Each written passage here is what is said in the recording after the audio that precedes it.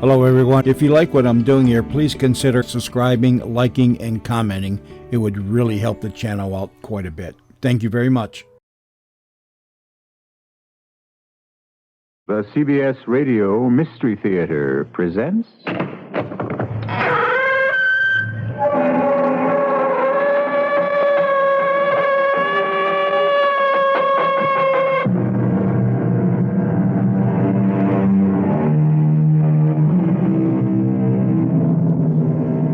Come in. Welcome. I'm E.G. Marshall, bellwether of a fantastic flock that forms on these airwaves at this time and place.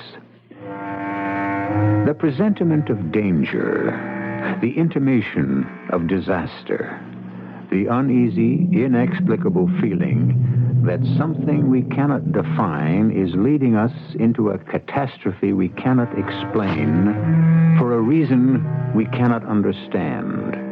A fragment of a dream that vanishes upon awakening.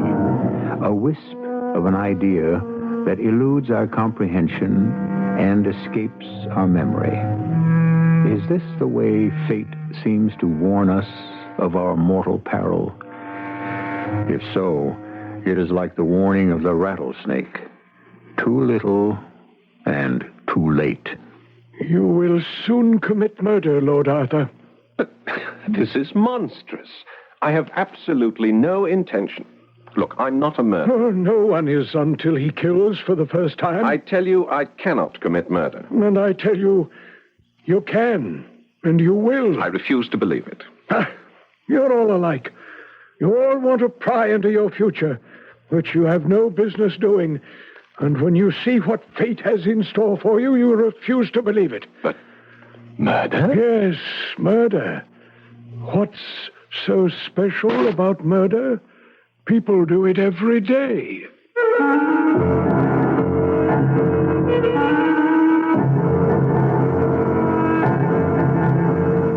Our mystery drama, The Saxon Curse, is based on the Oscar Wilde classic and was especially written for the Mystery Theater by Sam Dan and stars Paul Hecht.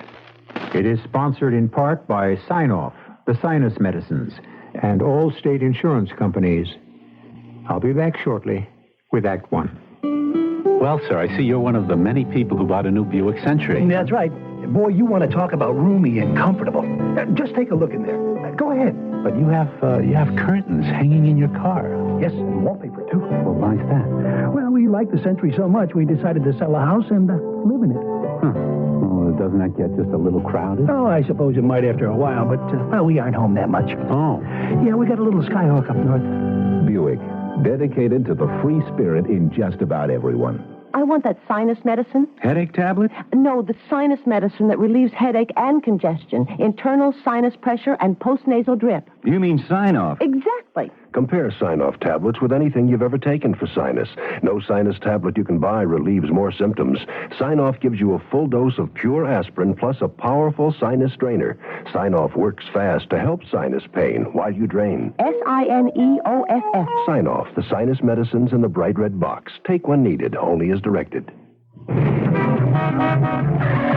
In our hectic world, things are moving so fast, sometimes it's almost impossible to keep up. And with all the changes, there seem to be fewer things than ever we can still rely on. So it's nice to know that one thing hasn't changed. Welcome Wagon. Still serving America's families just as we have for 45 years. Working in more than 4,000 communities to help families adjust to change. A move to a new city, a new home, planning for a wedding or a new baby. In your ever-changing world, isn't it nice to know that you can still count on your Welcome Wagon hostess to bring you a bit of old-fashioned practical help? She's as close as your telephone. In near-north suburban Chicagoland, the number to call for your Welcome Wagon hostess is 629-1473. That's 629-1473. Welcome Wagon, America's neighborhood tradition since 1928.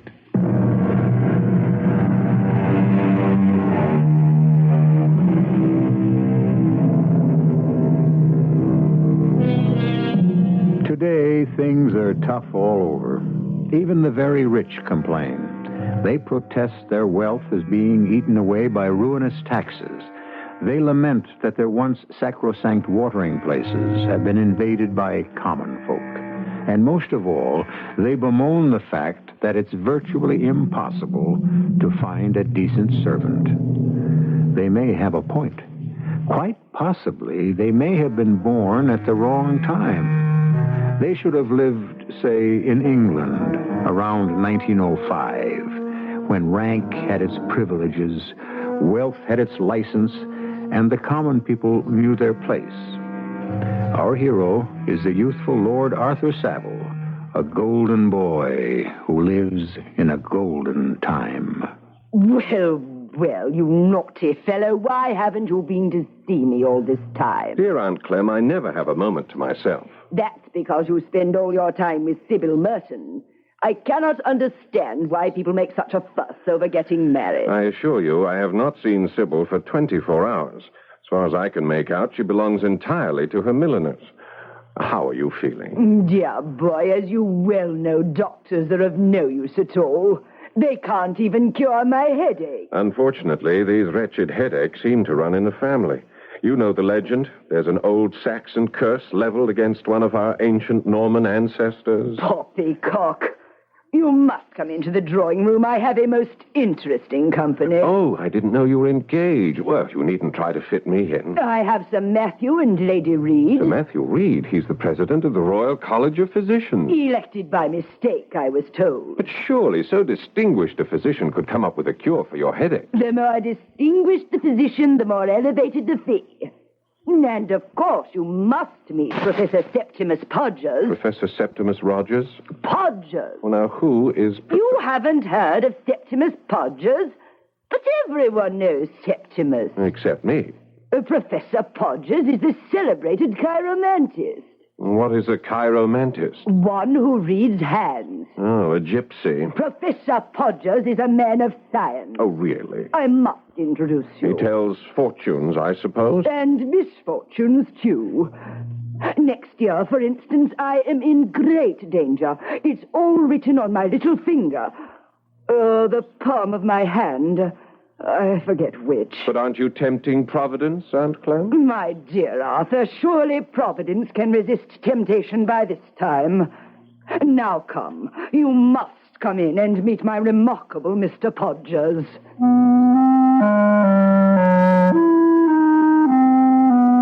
And so I entered my aunt's drawing room, where I was introduced to her Mr. Podgers. I must say there was nothing esoteric or mysterious or romantic looking about him at all. He was a stout little man with a funny bald head, and you might take him for something between a family doctor and a country solicitor. He was staring at the palm of Sir Matthew, and I was amazed to see how Sir Matthew and Lady Reed gazed at him with rapt attention. And what do you claim to see in my hand, sir? I see a man of adventurous nature. You have taken 4 long voyages in the past. By George, so I have. You were shipwrecked once. Amazing. You have a passion for collecting curiosities. But everyone knows that. It's been in the paper. Arthur, dear boy, do not interrupt. I see in this line, the health line, a secret. Sir Matthew, you had a serious illness between the ages of 16 and 18. Now, how the devil would you know? Well, it's all written here. Extraordinary. The man is uncanny. And now, Professor Podgers, my nephew, Lord Arthur Savile, is anxious to have his palm read. No, I'm not exactly. Oh, have him do it, Arthur. It's like someone opening a window in your mind. I'm not sure those windows shouldn't remain closed. Perhaps the boy's afraid. Oh, I'm not afraid. Professor, as you can see, young Lord Savile is dying to have his hand read. Don't tell him he's engaged to the most beautiful girl in London, because that news has already been published in the Morning Punch. May I examine your right hand, Lord Arthur? Well, if you insist. He touched my hand, and it was as if a galvanic current ran through my body. Something happened. I don't know what, but I do know this. Suddenly, he no longer seemed to be a somewhat ludicrous, fat little man. I felt I was in the presence of great power, authority. A shudder passed through me, and I was frightened to see that the shudder also passed through him. Beads of perspiration broke out on his bald skull like a poisonous dew, and his fat sausage-like fingers grew cold and clammy. And I knew fear, real fear, for the first time in my life. My impulse was to run from the room, but I forced myself to stand still. I am waiting, Professor. Well, what do you see in my hand? I see the hand of a charming young man. Within the next few months, Lord Arthur will go on a voyage. Naturally, his honeymoon. And lose a relative. Well, we all lose relatives. Sometimes I think they were created for the purpose. Can you tell us any more? No, Lady Clementine. That's all I can see. I was furious with myself. What was this feeling of terror that had suddenly come over me? Why had I permitted myself to be frightened by some unwholesome charlatan? But was he a charlatan? Is it possible that written on my hand is some fearful secret of sin, some blood-red sign of crime? Is he gifted with a power to read it? Why do I feel now that some tragedy hangs over me? I waited for a chance to take the man aside for a moment. What is it, Lord Arthur? I must insist on your giving me a straightforward answer to my question. What makes you think I saw anything in your hand, Lord Arthur? I know you did. I'm afraid you're mistaken. All right, how much do you want? I saw nothing. How much do you want? How much do I want? This is how you earn your living, isn't it? Professor Podgers, I want... Please, Lord Arthur, Lady Clementine will be quite angry with me if I keep her... Whatever it is you saw, Professor, I have a right to know. But I did... I'll give you £50. Yes, sir, I do not... £100. Now listen, where can we discuss this? You may find me at 30 West Moon Street.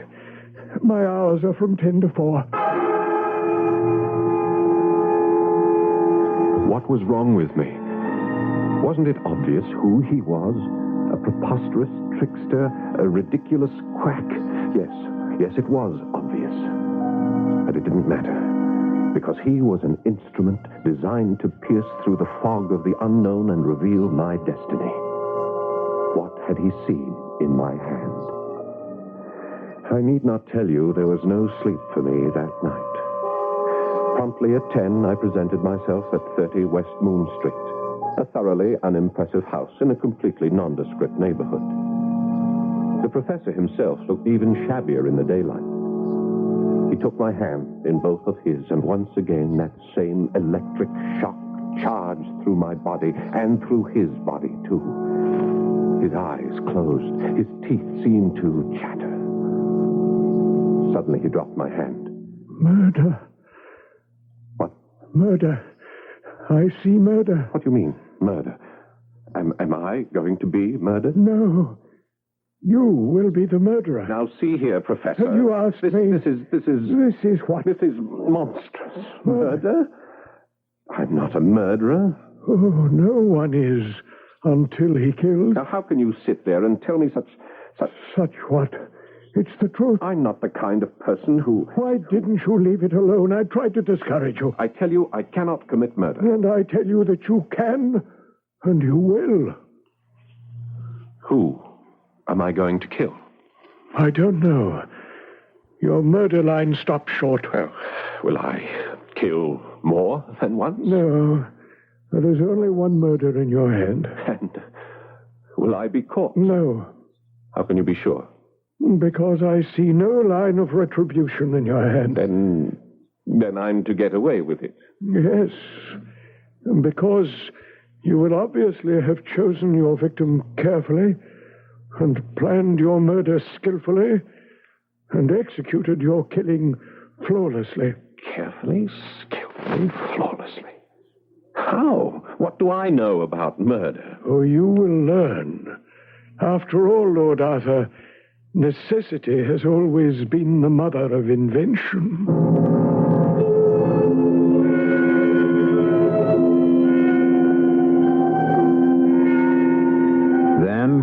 truer words were never spoken. Of course, to our hero, Lord Arthur Savile, murder was something that usually took place only in the sensational newspapers. It was neither the pastime nor the preoccupation of a gentleman. But now, suddenly, he himself is notified that he is not only about to commit murder, but he is to do it successfully. I'll be back shortly with Act 2. Allstate asks, do you own a small business? Go over these questions with your present group health and life insurance agent.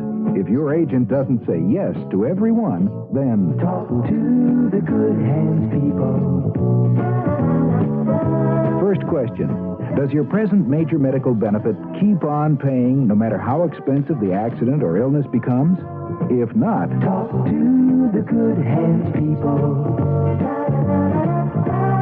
Is your present plan designed to pay up to 95% of hospital expenses? If not, talk to the Good Hands people. You're in good hands with Allstate. See your Allstate agent to find out what an Allstate plan costs, what is and isn't covered, including benefit reductions and terms under which insurance continues in force. Allstate Insurance Companies, available in most states to businesses that qualify. At breakfast every morning, Jim and Betty Lewis read different newspapers, and naturally different celebrity columnists. Say, Betty, you see who's going to be at Mill Run? Oh, yes, Aaron Gold's got it. But did you read who's coming to the Earl of Old Town in Ratso's? No. But did you read about Frank Sinatra? Oh, yes, Aaron Gold's got it. But did you read about Bruce Springsteen and Janis Ian? No. But did you know what's coming to the Studebaker? Well, of course, Aaron Gold's got it. Oh, but did you know what's happening at the Organic Theater? No. But do you know what prominent personality is contemplating a major change in his life? Oh, you got me there. Gold doesn't have that one. Who is it? Me. I'm thinking of changing to the Tribune. Aaron Gold's column. Just one of the ways the Chicago Tribune hits you where you live. Come on now, change to the Tribune and see how much the Tribune's changed. Call our home delivery number at 222-4100-COLLECT and let the Tribune hit you where you live. That Tribune home delivery number again is 222-4100.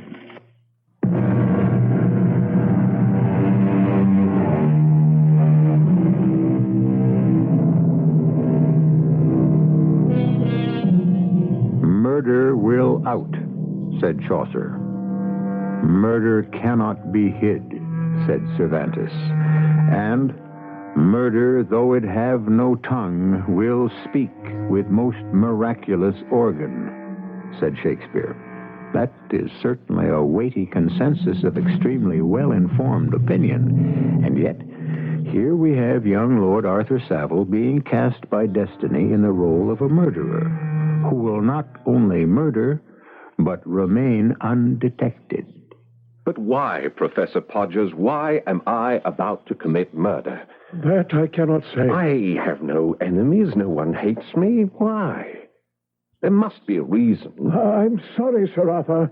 I can enlighten you no further. Now, wait. You saw 3 things in my hand. 2 of them you told me last night. First, that I would go on a voyage. Do you still see that? Yes. Second, that I shall lose a relative. Is that still to occur? Yes.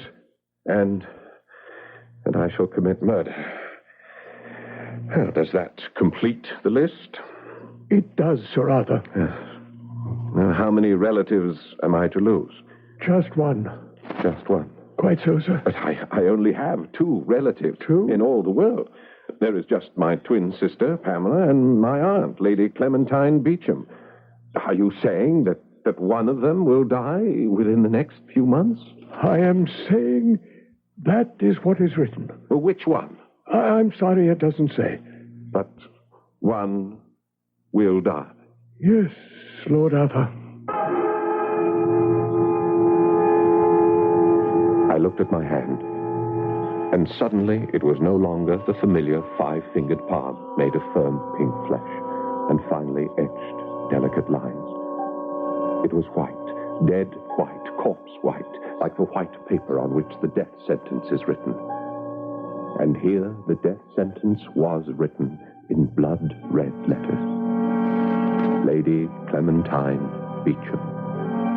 And I even knew why. She would die because it would be necessary to make sure that my sister, my dearest twin, Pamela, would live. And at that moment, I felt almost at peace, almost as if I were serving the ends of a just fate. For why should Pamela, lovely Pamela, newly married and about to know the joys of motherhood, die? Why shouldn't I make sure of her life? Aunt Clem. Surely a woman of 80 could have no complaints. I was able to smile. I was even able to assume a pose with Professor Podgers. Professor, I believe I owe you £100. May I write you a check? If it's convenient, Lord Arthur. Oh, here we are. Paid to the order of Septimus Podgers and so forth. £100 is cheap enough for such capital amusement. Amusement? Yes, and quite ingenious. I enjoyed every moment of it. But I assure you, Lord Arthur, what I saw in your hand is the absolute truth. Yes, I dare say. Remarkably good show. I trust you're available for future entertainments, parties, and so forth? I am always at your lordship's service. And so I was committed to the killing of my Aunt Clem. But how to go about it? Direct physical violence was out of the question. I simply could not see myself assaulting my aunt. I would feel like a fool. That left one way. Poison. But what did I know about poisons? Nothing. But Sir Matthew Reed, the famous physician, was a family friend, a member of my club. He lunched there daily, as I did. It would be a simple matter to join him. I say, Arthur, that cop seems a bit underdone. Well, it's what comes of having a French chef. Yes, joining him for lunch was no problem. But how could I get him to talk about poisons? It was hardly a luncheon topic. But imagine my amazement when suddenly, after his second glass of port... Speaking of poisons, Arthur... What? I wasn't aware that we were speaking of poisons, Sir Matthew. Well, I was thinking of poisons, so it's the same thing. Yes, sir. Remarkable case in the newspapers. Read about it? No, sir. Fella did away with his wife. Yes, sir. Botched it. Is that so? Chap was married 50 years, fell in love with a younger woman, had to get rid of the old one. Bounder deserves to be hanged. For murdering his wife, sir? No, for using arsenic. Messy, painful affair. Now, after 50 years of loyal service, the poor old lady deserves something like, well, aconitine. Aconitine, sir? Oh, yes. It's the creme de la creme of poisons. Swift. Takes almost immediate effect. Perfectly painless. It mixes well with food and drink. Quite palatable. Is that so? Arthur, you must promise me something. If after 50 years of wedded bliss with a divine Sybil, you should decide to, well, do her in, you should by all means use aconitine. I promise. Sir Matthew, suppose after 50 years I should wish to make a fool of myself, how could I come upon this aconitine? Why, I expect there shall always be a Humbies and Pestle. They shall still be chemists by appointment to whomever the future monarch will be. Humbies and Pestle, of course. Yes, it was going along beautifully. It was as if I were following a track leading me to my sure destination. That afternoon, I strolled up St. James Street to Humby and Pestle's. Mr. Pestle, who always attended personally on the aristocracy, was a good deal surprised at the mention of the word aconitine, and in his usual deferential manner started to mumble something about... I assume, of course, Sir Arthur, that you have a prescription. I beg your pardon, Mr. Pestle. The law requires... Oh, I hope you are not assuming that I intend something illegal. No. It's... You see, it's for an absolutely humanitarian purpose. I have this huge Norwegian Mastiff. You're familiar with the breed, of course. I believe so. Yes, I am obliged to get rid of it since it insists on biting my Swedish chauffeur. The Norwegian Mastiff and the Swedish chauffeur seem to be sworn foes. There is no possibility of a peaceful solution. It's tragic. Yes, sir. Since Norwegian Mastiffs are plentiful, whereas Swedish chauffeurs are rare indeed. I think I understand, Lord Arthur. Thank you, Mr. Pestle. Powder form is best, and a pinch in the dog's lunch or beverage. Ah, you are a man of great heart and understanding. Always at your service, my lord. And may I compliment you on your remarkable knowledge of toxicology. Was it only last night that I had met Septimus Podgers for the first time? Was it only this morning that he revealed the awful secret of my hand? Was it only this noon that I had lunch with Sir Matthew and discovered the aconitine? And has it been only 10 minutes since I walked out of Humby and Pestle's with the poison in my pocket? Yes. What did Podgers say? I would execute this murder carefully, skillfully, flawlessly. Now, let me see. How shall I administer the aconitine to dear Aunt Clem? This could be a sticky business, and the entire project could founder. And it was remarkable how clearly I was thinking, how I was suddenly seized by the most happy inspiration. Why haven't you been to see me all this time? Dear Aunt Clem, I was here last night. The likely story. You take advantage of my failing memory. How are your headaches, dear Aunt Clem? I would rather not discuss the wretched things. I have brought you a cure for your headaches. There is no cure, dear boy. It's an ancient Saxon curse. No, but you must try this cure, dear Aunt Clem. It's proof against Saxon curses. Why do you say that? Because it was invented by an American. I assure you it's a perfect cure. You must promise to try it. It comes in this little box. The box is charming, Arthur. It's made of silver. Open the box. Carefully. It contains a powder. Take a pinch in a little bit of wine. Well, I'll try it right now. Oh, good heavens. No. You must do nothing of the kind. You see, this is a homeopathic medicine. If you take it without having a headache, it may do you no end of harm. Wait till you have one and then try it. You will be astonished at the result. Oh, I should like to take it now. The fact is, though I despise doctors, I adore medicines. However, I shall wait for my next headache. Oh, when shall that be? Well, I hope not for a week. I never know. But you're sure to have one soon. Oh, how sympathetic you are today, Arthur. Really, Sybil has done you a great deal of good. But now you must run away. I am dining with some frightfully dull people. If I don't get my sleep now, I shall never be able to keep awake during dinner. Well, goodbye, dear aunt. Goodbye, dear boy, and thank you so much for the American medicine. Give my love to Sybil.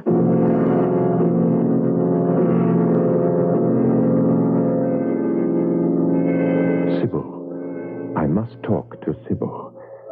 Since I should like to be as far away as possible when it happens. Of course. That's the voyage Podgers saw in my hand. I must take my leave of Sybil. But it's a month before the wedding. What excuse can I make? My dearest, I have a confession to make. A confession? Oh, no. Is it something serious? Oh, yes, it must be serious. Else why would it be a confession? I am willing to release you from your vow. Oh, this is... I have not told you everything. You haven't told me everything. What have you withheld? My dearest, I am a victim. A victim? A victim of fate? Of circumstance? Neither. I am a victim of severe headaches. Headaches? Oh, you poor Poor boy. It runs in the family. My Aunt Clementine... Oh, I know. She told me. There's an ancient Saxon curse. And so, you see, since you were unaware... No, I love you despite your headaches. I accept you for what you are. Yes, but I must take my leave of you, my darling. Your leave? You're going? You're leaving? You will desert me? I'm going to Vienna. Vienna? But nobody ever goes to Vienna. There is, in Vienna, a celebrated doctor. A headache doctor? Well, a head doctor. Marvelous. And you're going to see him? No, surely he can cure my headache. Oh, my darling. Go. Go to him. Fly to him. You would not mind being neglected for 10 days, fortnight, perhaps a month. My dearest, I have so many things to do to prepare for the wedding. I shan't even know you are gone. There you are. See how quickly and efficiently the thing has been arranged? Step by careful step, my murder has been skillfully planned. And now, can there be any doubt that it shall be flawlessly executed?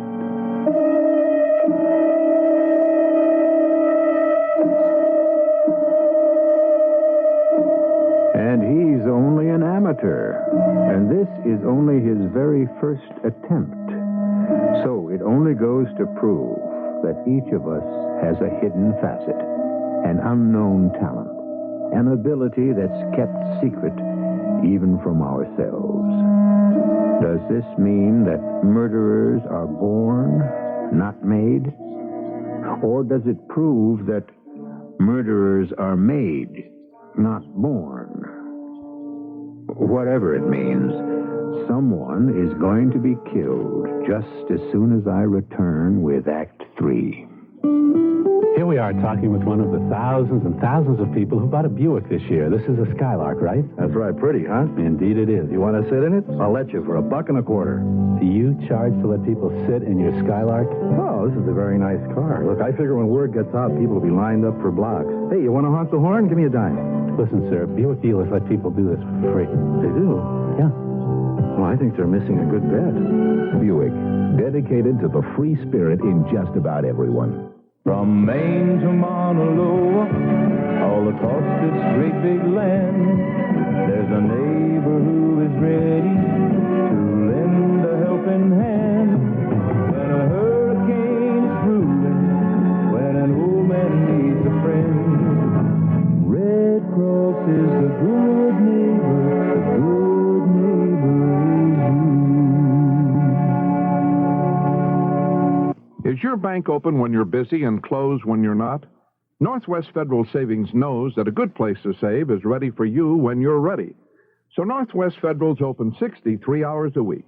If you work evenings, you can come to Northwest Federal 6 full days. Working days? Northwest Federal's open Monday, Thursday, and Friday evenings. And if the only time you can get to Northwest Federal is 8 o'clock in the morning, well, that's okay, too. Because Northwest Federal has early bird service every morning from 8 o'clock. There are 4 convenient Northwest Federal savings locations: Irving Park, 1 block west of Cicero, in Des Plaines on Dempster, just east of the Tri-State, at Harlem Irving in Norridge, and at Algonquin and Gulf in Arlington Heights. Come into Northwest Federal Savings on your way to, from, or between work, shopping, or home. Anytime, because Northwest Federal Savings keeps the best hours yours. It's Northwest Federal Savings Time, 63 hours a week. This is WBBM Chicago.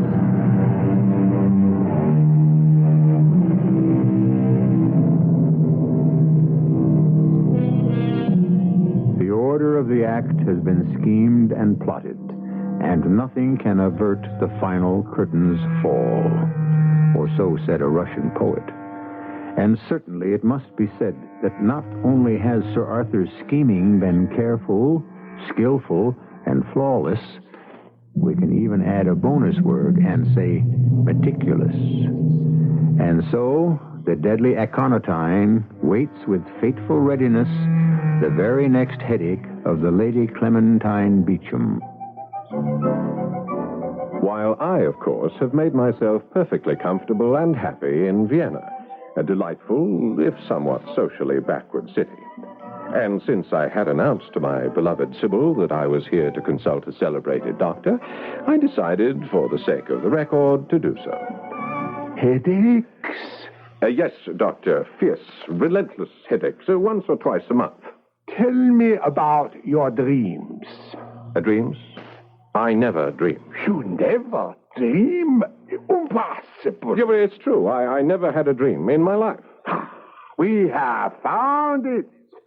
Found what, Doctor? The cause of your headaches. You have the headaches because you do not dream.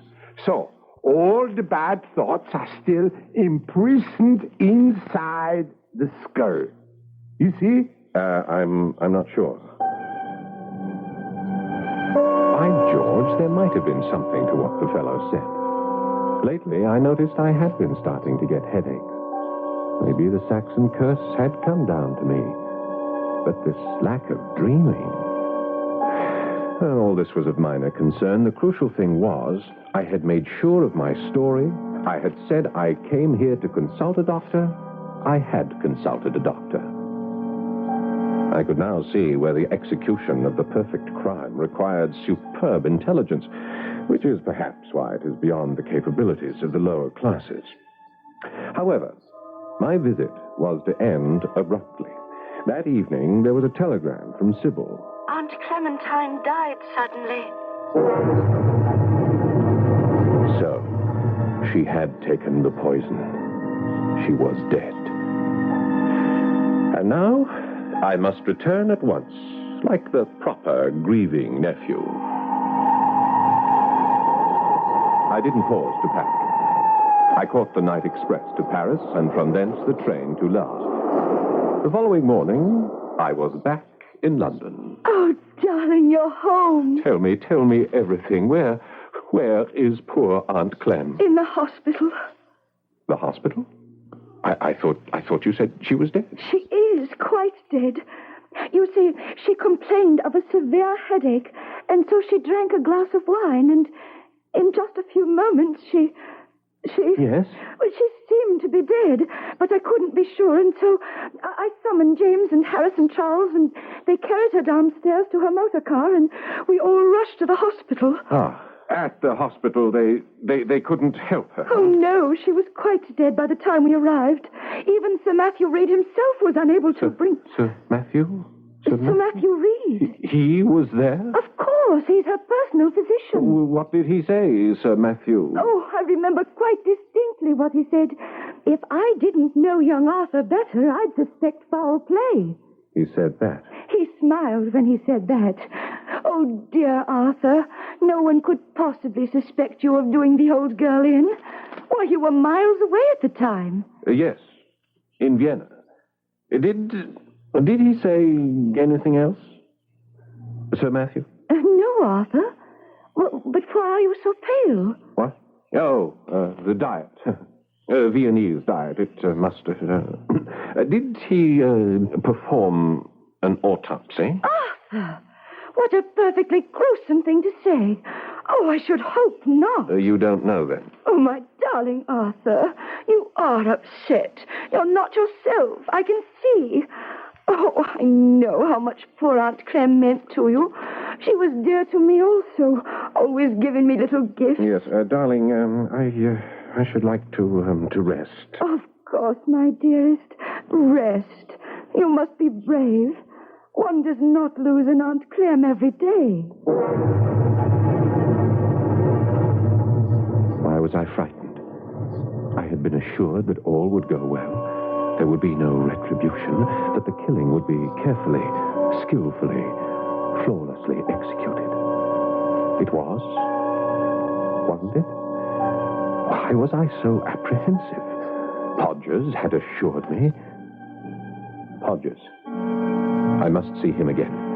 I must hear it from his lips again. He must read my future again. He must tell me that I shall not be caught. I rushed to West Moon Street. Here now. What you pounding on the door for? I'm looking for Professor Podgers, Septimus Podgers. Is he in? Oh, yeah, he's in. Well, then why doesn't he answer? Well, sir, you asked, is he in? And he's in all right, but he ain't in there. He's in jail. In jail? Oh, yeah. They come and carted him off about a week ago. Jail? Yeah. He had a bit of a confidence game. He'd get people to do all sorts of things and swindle them out of their money. How much did he take you for? Well, kiss it goodbye. You'll never see it again. I knew it. I knew he was just a common charlatan and thief. But he had the gift. The gift of what? Prophecy. But how did I know? Perhaps it was all designed to get me to murder my aunt so he could blackmail me for the rest of my life. What could I do now? I couldn't very well visit him in prison. Oh, yes, I poisoned Aunt Clem, thinking that the death of a very old lady would cause no suspicion. But I had reckoned without Sir Matthew Reed. Sir Matthew, the expert, the authority on poisons. And if he doesn't suspect, then I will be safe. But suppose he does suspect. Sir Matthew said, if I didn't know young Arthur better, I'd suspect foul play. But he smiled when he said it. Smiled. He must have meant it as a joke. Oh, does he or does he not suspect? Why didn't it occur to me that I would inherit Aunt Clem's entire estate? Oh, that could set tongues wagging. Did Sir Arthur perform an autopsy or didn't he? Does he intend to or doesn't he? How can I find out? I must find out. I'll corner him at the club. You'd think a French chef would know what to do with veal. I think it's the Italian chefs who specialize in veal, Sir Matthew. The French more or less concentrate on beef. Comes of relying on foreigners. Damn shame about your Aunt Clem. Yes. What do you suppose was the cause of her death? I don't know. I can't be sure. Do you contemplate doing an autopsy? A lady of that age? Well, she can die for any number of reasons. Resistance low, heart not too strong. Old people die because they simply give out. Yes, and she simply gave out. That has been my initial diagnosis. However... What is it, Sir Matthew? Just talking to you has raised a rather interesting point. What did she die of, specifically? Well, does it matter? In science, everything matters. That was a good idea of yours. Idea? What idea? That I perform an autopsy? I didn't. Sir Matthew, do you intend to perform an autopsy? I don't know. It depends upon my schedule. If I've no surgery in the morning, I might just, and then again, my boy, I never make plans. Did he know? Was he playing with me? Does a person who has been poisoned by a aconitine show definite signs? Was this a game? If it was, then I have lost, for Mr. Pestle will certainly remember selling me... Or will he? After all, they are the busiest chemists in London. Mr. Pestle always struck me as an absent-minded type. Well, only one way to find out. Lord Arthur. Good day, Mr. Pestle. I was wondering if you might suggest a remedy for the gout. The gout? Aren't you rather young to be troubled by the gout, Lord Arthur? Well, yes, but it runs in the family, so when it attacks me in my turn, I intend to be ready for it. Well, we have here a stool, and one elevates one's foot. Excellent. Yes, thank you. I'll take it. Well, I'll have it sent, Lord Arthur. Thank you so much. It's so good seeing you again. It's been a long, long time. So it has. No. Weren't you in here a fortnight past? Was I? Well, it seems to me you bought some, aconitine. Yes, for your Swedish chauffeur. Oh, no. For your Norwegian Mastiff. It must have been a fortnight. I could look it up. It must be very careful, you know, to record the dates of all poison purchases. It's the law. A most commendable statute. Well, good day, Mr. Pessel. I was lost. Lost. Only a miracle could save me. But the age of miracles is past, gone, vanished. I shall be charged with the murder of my aunt. I shall be tried, found guilty, and hanged. And my head, oh, my head. My poor head is splitting. Your Honor, I do not ask for mercy. I ask only for understanding. I killed my aunt to save my sister, my dearest twin sister, present living in Canada, in order that she should continue to perpetuate. Oh, Father. Arthur, darling, wake up. I only acted according to the command of fate. Arthur! Sybil, what? How did you get in here? Things called me, said you were in a frightful shape. Nightmares and whatnot. Oh, my head. My head is splitting. Poor boy, the Saxon curse. The Austrian doctor was of little help. Nothing can help. Oh, you must never say that. Here, drink some coffee. A hot cup of black coffee. No, I don't like coffee. Oh, it's black. I know. I put in plenty of sugar. It won't make me feel better. It will, I promise you. Here, drink it. All right. Now, isn't that delicious? Oh. Sybil, I must make a confession. Oh, no, you're exciting yourself. I poisoned my Aunt Clem. Oh, you did nothing of the sort. I did. I gave her poison. Poor boy, you feel so badly about her death. You've been having nightmares. I tell you, I poisoned her. You did no such thing, and Sir Matthew can prove it. Sir Matthew? Of course. He performed an autopsy on poor Aunt Clem this morning. What? Death was due entirely to natural causes. Oh, that's wonderful. I feel lightheaded. Completely. Oh, then it worked. The medicine worked. What medicine? Aunt Clementine's medicine in this little silver box. That box? That silver box? It's the box you gave her. Did you? It has the remedy, the American headache remedy. No. Oh, how peaceful. How calm you look. It works. The remedy works. Sybil, you didn't. The day you left for Vienna, I told your aunt it was because of your headaches. And she said, well, my dear, take this American remedy he gave me for my headache. And I said, dear Aunt Clem, don't you need it? And she said, oh, I'm much too old to experiment with Americans.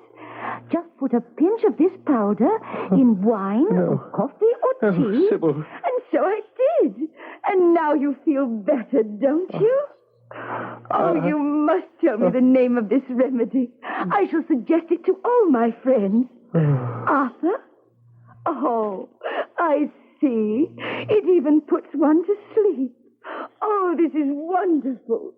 You rest now, Arthur, darling. And I'll wait for you to wake up.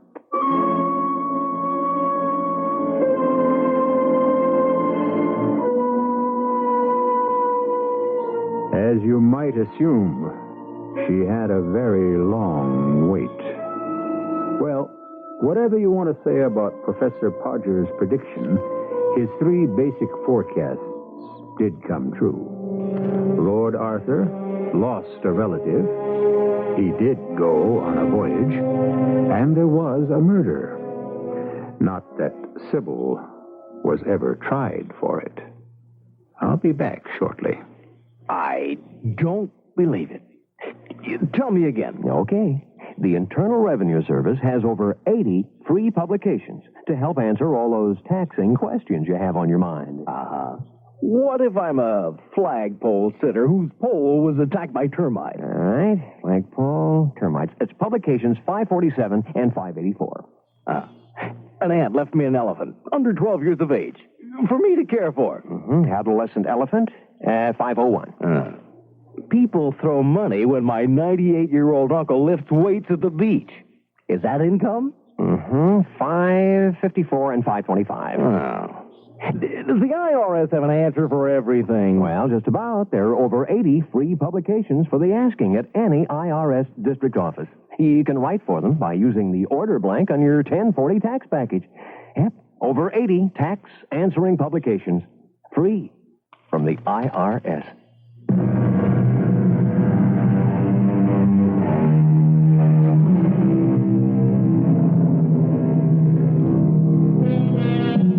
Consider the word written. For centuries, we have heard it used in all sorts of mystical context.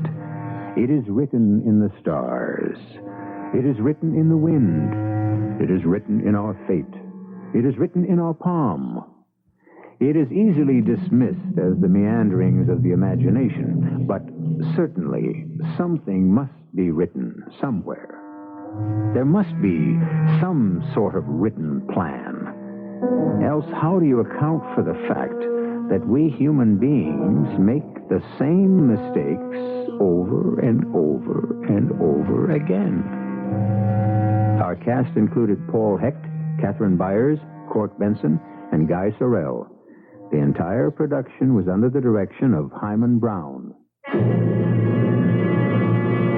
And now, a preview of our next tale. Still, he did not move. How could he not move, I thought. And then I realized that his hand, his big hand that lay in both of mine, had no substance at all. It was as though my hands held air. I touched nothing. I held nothing. The hand, big and strong and firm as it appeared to be, was nothing. And then I knew.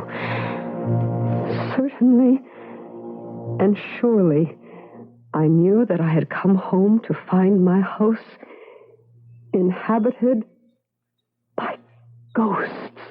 Radio Mystery Theater was sponsored in part by Buick Motor Division. This is E.G. Marshall inviting you to return to our Mystery Theater for another adventure in the macabre. Until next time, pleasant dreams.